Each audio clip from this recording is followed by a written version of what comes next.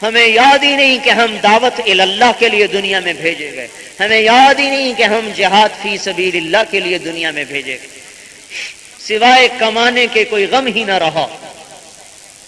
یہ بھولا سبق کہ یہ مسلمان کا مرد، عورت، بچی، بچہ، بوڑھی، بوڑھا پوری دنیا میں اسلام پھیلانے کی استعداد رکھتا ہے۔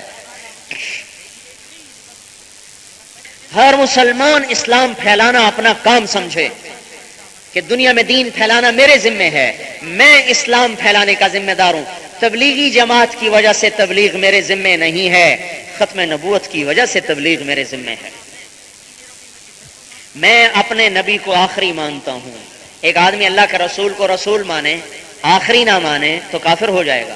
بے شک اور کوئی جھوٹے نبی کا اقرار نہ کرے، کسی نبوت کی کسی نبی کو نبی نہیں مانتا، صرف آپ کو نبی مانتا ہے، لیکن آپ کو آخری نہیں کہتا تو کافر ہے۔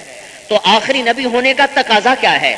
دیکھو ہمارے کلمے کے 4 حصے ہیں، 3 ظاہر ہیں، 1 باطن ہے، 3 ظاہر ہیں، 1 مخفی ہے، 3 جسم کی طرح ہے، 4 روح کی طرح ہے۔ جیسے میں 2 ہوں، ایک میں ہوں، ایک میری روح ہے، جسم نظر آ رہا، روح اندر ہے۔ لا الہ الا اللہ محمد الرسول اللہ، یہ ظاہر ہے۔ لا نبی بعدہ، یہ 4تھا حصہ کلمے کے مفہوم میں ہے، لفظوں میں نہیں، مفہوم میں شامل ہے۔ جسم میں روح کی طرح، جسم سے روح نکلے جسم بیکار، کلمے سے لا نبی بعدہ نکلے کلمہ بیکار، لا نبی بعدہ آپ کے بعد کوئی نبی نہیں۔ لا الہ کا تقاضا ہے مخلوق سے کچھ نہیں ہوتا، لہذا مخلوق کے سامنے مت جھکو۔ الا اللہ کا تقاضا ہے کہ اللہ سے سب کچھ ہوتا ہے، لہذا اللہ کے سامنے جھکو۔ محمد الرسول اللہ کا تقاضا ہے کہ آپ اللہ کے رسول ہیں، لہذا محمدی بنو۔ لا نبی بعدہ کا تقاضا ہے کہ تبلیغ کرو۔ رائمنڈ والوں کا تقاضا نہیں ہے، تبلیغی جماعت کا تقاضا نہیں ہے کہ یہ آ جاتے ہیں آپ کو کہتے ہیں چلے لگاؤ، یہ اللہ کا رسول کہتا ہے کہ میرے دین کو پھیلاؤ۔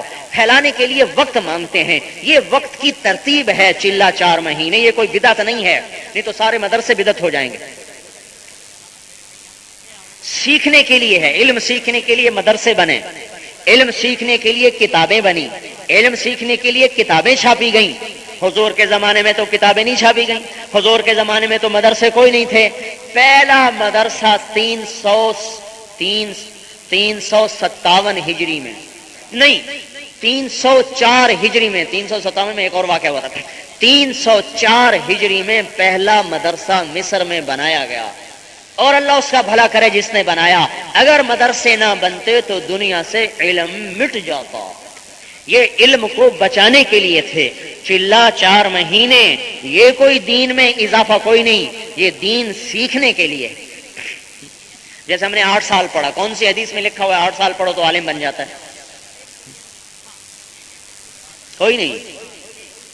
یہ ایک نظم ہے، ایک نظام ہے، چلہ 4 مہینے ایک نظام ہے۔ بھائی دین سیکھنا ہے، دین کو پھیلانا ہے، کچھ وقت تو لگے گا، تو بھائی 4 مہینے لگا ہے، چلہ لگا، اس کی ایک ترتیب بنائی گئی ہے۔ باقی چلہ تو ثابت ہے، موسیٰ علیہ السلام سے چلہ لگوایا کوہ طور پر، تب تورات عطا فرمائی۔ جو 40 دن تکبیر اولیٰ سے نماز پڑھے اس کو 2 پروانے ملتے ہیں۔ جو 40 دن اللہ کے لیے خالص کر دے تو اس کے دل میں حکمت کے چشمے جاری ہو جاتے ہیں۔ تبلیغی جماعت والے ذمہ نہیں لگا رہے، ختم نبوت کی وجہ سے تبلیغ ذمہ لگ رہی ہے۔ کہاں لگی؟ مینا کی وادی میں۔ کیسے لگی؟ نبوت کا 11واں سال ہے اور آپ کی کوئی سننے والا نہیں ہے۔ آپ کو مدینے کے 6 آدمی ملتے ہیں، عبداللہ بن رواحہ، ابو الحسن بن تیہان، سعد بن الربیع، اسد بن زرارہ، عبادہ بن صامت، نعمان بن حارثہ۔ آپ ان کو دعوت دیتے ہیں، یہ مسلمان ہو جاتے ہیں۔ ان کی خوشی میں آپ نے سال پورا گزارا۔ 12واں سال نبوت کا آیا اور جولائی میں حج ہے، مدینے سے 12 آدمی آئے، 5 یہ، ان میں ایک نہیں آئے، 7 اور 12 ہوئے، انہوں نے بیعت کی۔ پھر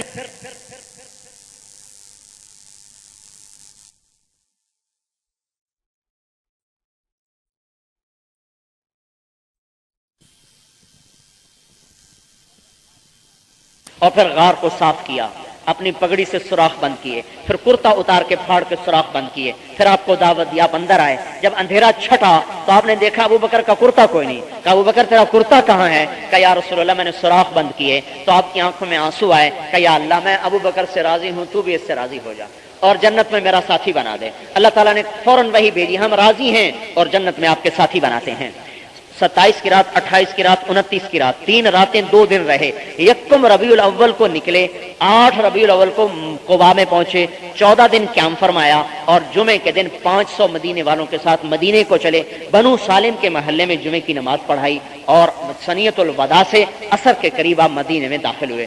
10 برس پھر آپ نے محنت فرمائی ہے, جس میں قتال بھی ہوا, جہاد بھی ہوا, امر بالمعروف بھی ہوا, نہی عن المنکر بھی ہوا, سارے احکام وہاں نازل ہوئے. پھر آپ نے حج کا اعلان کیا تو آپ نے 24 ذو الحج کو ہفتے دن نماز پڑھی ہے اور آپ ظہر کی نماز پڑھ کے نکلے اور وہاں ذو الحلیفہ میں قیام فرمایا.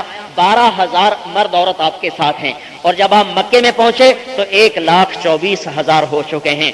آپ عمرے کے لیے باب بنی شیبہ سے بیت اللہ میں داخل ہوئے, آپ نے طواف کیا, پھر سعی کی, پھر وادی ابتہ میں جا کے قیام فرمایا 4 دن. پھر اس کے بعد آپ مینا میں گئے جمعرات کو, عرفات میں گئے جمعے کو, جمعے کا حج تھا اور خطبہ دیتے ہوئے یہ آیت آئی الیوم اکملت لکم دینکم واتممت علیکم نعمتی ورضیت لکم الاسلام دینا. میں اللہ ہم نے دین مکمل کر دیا, اسلام مکمل کر دیا. پھر آپ شام کو نکلے, مزدلفہ میں آئے, مزدلفہ سے مینا میں آئے اور آ کر کنکریاں ماری. حضرت بلال نے چادر سے سایہ کیا, حضرت اسامہ نے اونٹنی کو پکڑا. پھر آپ واپس ہوئے اور آپ نے 63 اونٹ کی قربانی دی, 37 کی حضرت علی نے دی اور 63 کی آپ نے دی. پھر آپ نے ابو طلحہ رضی اللہ تعالیٰ عنہ کو بلایا, سر کے بال منڈوانے کے لیے سیدھے طرف کے بال منڈوائے, کہا یہ میرے صحابہ میں تقسیم کر دو, تو وہ بال تبرکن سب میں بانٹ دیے گئے. پھر الٹی طرف کے بال منڈوائے, کہا یہ سارے تجھے ہدیہ, وہ سارے بال ابو طلحہ کو عطا فرمائے, آدھے سر کے صحابہ کو, آدھے سر کے ابو طلحہ کو. اس کے بعد آپ نے یہاں خطبہ دیا اور اس میں اعلان فرمایا فَلْيُبَلِّغِ الشَّاهِدُ الْغَائِبُ, آپ میرے بعد تبلیغ کرنا تمہارے ذمے ہو گیا. تو تبلیغ کا کام تبلیغی جماعت کی وجہ سے ہمارے ذمے نہیں. یہ بات سمجھ میں آئی کہ نہیں؟ تبلیغی جماعت کی وجہ سے نہیں, نہ ان کی وجہ سے ہے نہ ان کی وجہ سے نہیں. ہمارے لیے تبلیغ والے نمونہ نہیں ہیں. یاد رکھنا, ایک بات عرض کر دوں, نماز کے لیے نمازی نمونہ نہیں.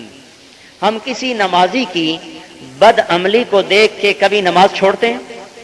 کوئی نمازی بتا دے کہ میں نے فلاں نمازی کو دیکھا وہ رشوت لیتا تھا لہذا میں نے نماز چھوڑ دی. کیوں؟ اسے پتا ہے نماز حکم الہی ہے اور نمازی ایک بشر ہے, غلطی بھی کر سکتا ہے. کسی روزے دار کی برائی کی وجہ سے روزہ چھوڑا؟ کیوں؟ کبھی روزہ حکم الہی ہے. کسی حاجی کی برائی کی وجہ سے کوئی حج چھوڑتا ہے؟ تو کسی تبلیغ والے کی برائی کی وجہ سے تبلیغ کیوں چھوڑ دیں؟ اگر تو تبلیغ رائمنڈ کی وجہ سے ہے اور میری وجہ سے ہے, پھر میری برائی کی وجہ سے تبلیغ چھوڑ دیں. اور اگر تبلیغ اللہ کا حکم اور نبی کا حکم ہے تو پھر میں برا ہوں پھر بھی کرنی پڑے گی, میں اچھا ہوں پھر بھی کرنی پڑے گی, میں با عمل ہوں پھر بھی کرنا پڑے گا, میں بے عمل ہوں پھر بھی کرنا پڑے گا. حکم کا معیار افراد نہیں ہے. نماز کی پرکھ نمازی نہیں, نماز کی پرکھ قرآن حدیث ہے. اگر اللہ نے کہہ دیا, رسول نے کہہ دیا, اب کرنا ہے. تبلیغ کے لیے تبلیغ والا معیار نہیں ہے. یہ تبلیغ میں چلے لگا کے بھی کیا کرتے ہیں, ایسی تبلیغ کا کیا فائدہ, کیا کہتے ہیں ایسی تبلیغ کا کیا فائدہ. چلو بھائی وہ تو ایسا کرتا ہے, آپ ٹھیک کریں. جیسے کہتے ہیں ایسی نماز کا کیا فائدہ. یاد رکھنا, دین کا کوئی عمل فائدے سے خالی نہیں. ایک آدمی داڑھی بھی رکھے جھوٹ بھی بولے, ایک آدمی داڑھی منڈائے جھوٹ بھی بولے, تو ہمارے معاشرے میں یہ ہے کہ داڑھی رکھنے والا بڑا مجرم ہے اور داڑھی منڈانے والا چھوٹا مجرم ہے. کیونکہ داڑھی منڈانے سے سارے حرام حلال ہو جاتے ہیں اور داڑھی رکھنے سے سارے حرام حرام ہو جاتے ہیں.